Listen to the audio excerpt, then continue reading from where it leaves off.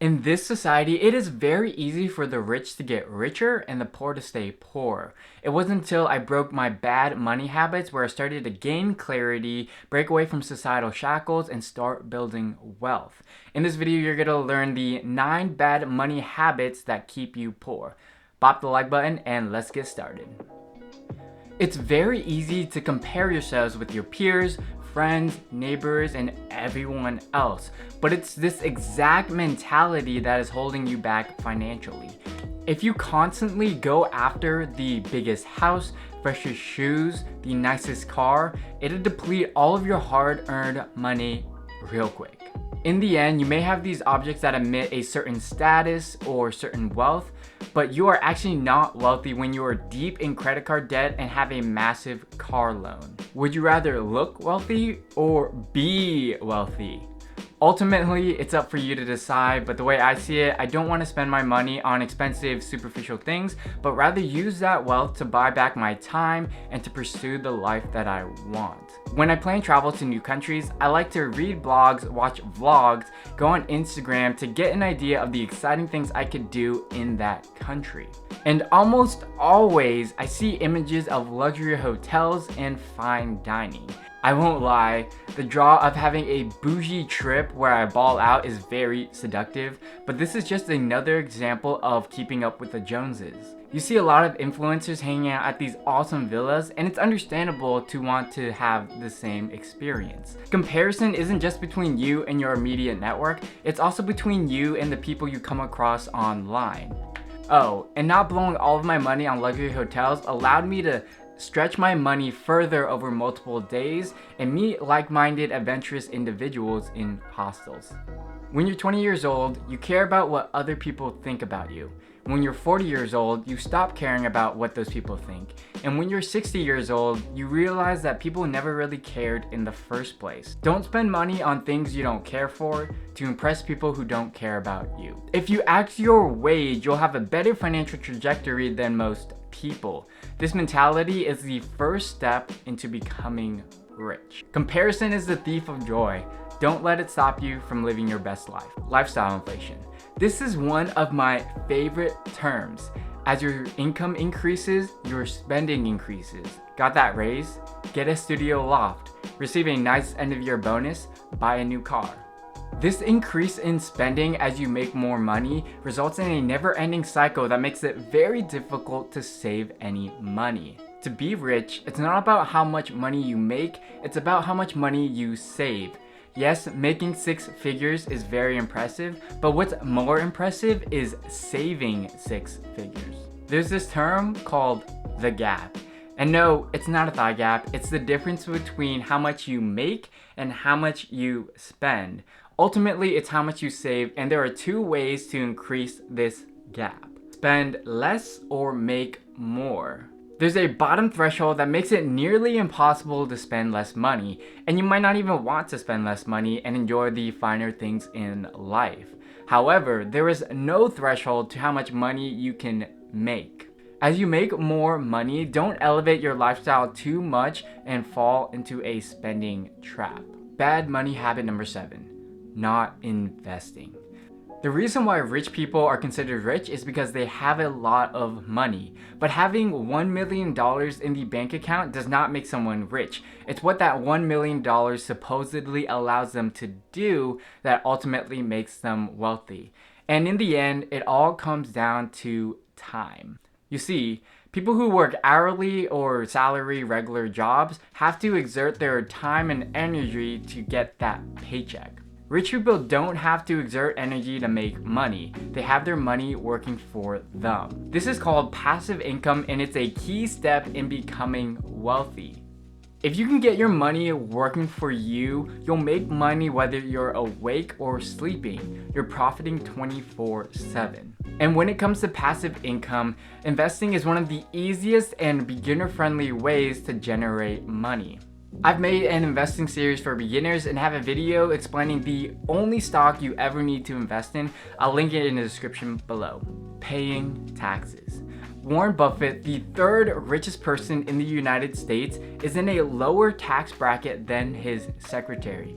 Wait, what? Yeah, That was my reaction exactly. Rich people are extremely good at avoiding taxes. Just take a look at Amazon, Netflix, and many other corporations. They all paid $0 in federal taxes. There are many tax reductions for businesses because they help create more jobs, and states will offer generous tax incentives to have their headquarters located in their state. My home state of Virginia bent over backwards to have Amazon headquarters too be in Arlington, Virginia. You may or may not own a business, but there are still many ways where you can reduce your taxable income.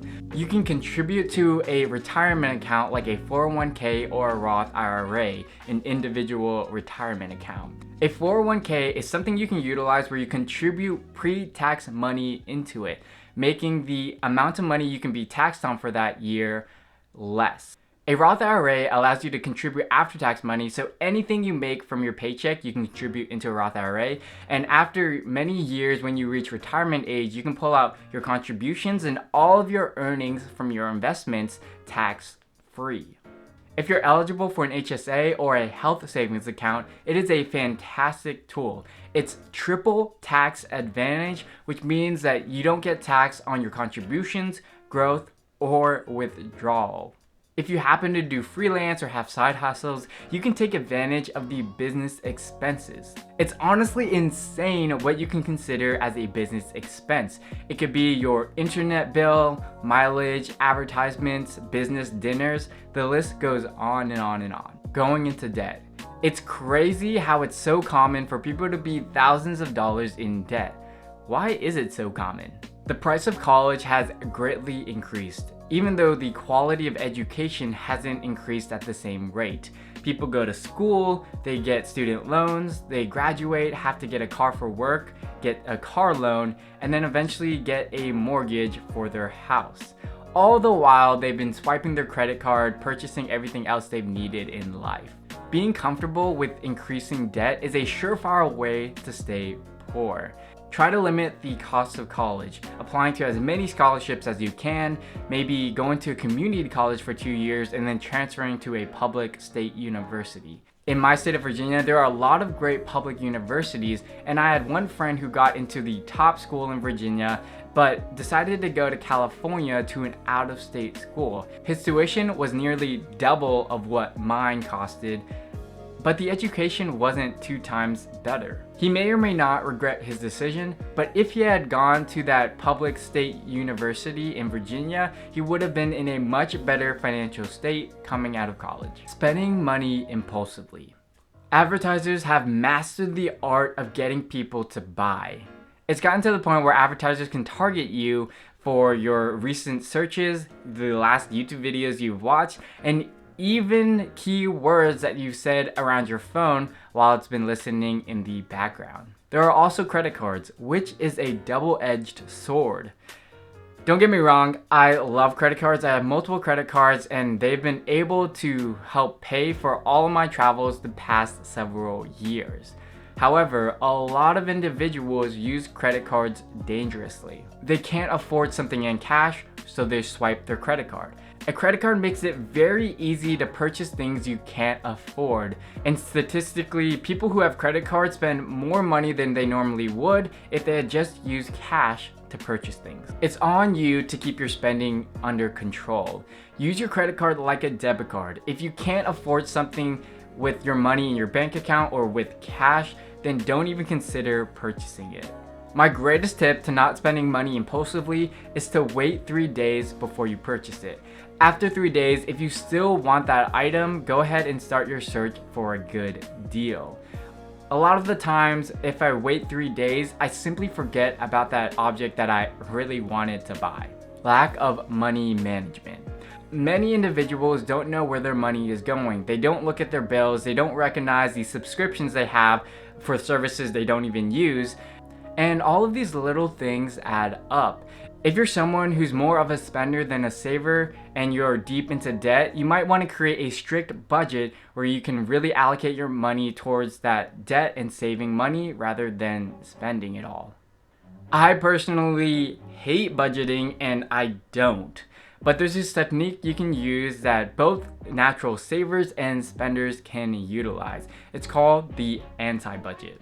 With the anti-budget, you pay yourself first. You designate how much money you want to save or invest, and you skim that off the top, and the rest of it is the amount of money you live off of. If you have future financial goals, which you should, this allows you to be on track towards those goals while still enjoying life in the present. If you're a natural saver like me, you're able to save the amount you want, and then with the rest you can guiltlessly spend on the things you love. No plan for emergencies. 78% of Americans are living paycheck to paycheck, and 40% of those individuals would struggle to come up with a $400 emergency bill. No one knows what the future holds, and having a contingency plan when shit hits the fan is so important. Having an emergency fund will allow you to not go in debt to take care of emergency expenses. When I graduated from university, I needed to purchase a car. I was able to buy a used car completely in cash. I tore my ACL and meniscus and had to undergo surgery and pay for all the doctor bills and physical therapy. I was able to do that with my emergency fund. Start with $1,000 and store that emergency fund in a high yield savings account. And eventually work your way up to 3 months worth of living expenses. Don't just save for emergencies, but also for future plans. If you plan on being a homeowner, you might want to start saving now because it could take a while to save up a 20% down payment. Also, prepare for retirement, open up retirement accounts, and invest. And no, relying on your kids should not be a retirement plan. Bad money habit number 1, lack of interest in personal finance. If you made it to this part of the video, this probably does not apply to you, and it makes me so happy. You have no idea. However, your friends might not be as interested in personal finance, and those are the people that typically need the most help. So reach out to your friends, get them interested, help them out. Friends don't let friends make dumb mistakes. Always be learning, seek new information, and practice good money habits. Personal finance is easy. Spend less money than you make and invest the rest. People typically know what to do, but sometimes they need a little push to help them get back on track. Subscribe for more content on personal finance and investing made easy. Show some love in the comments and let me know which money habit you struggle with the most. I'll see you all in the next video. Peace.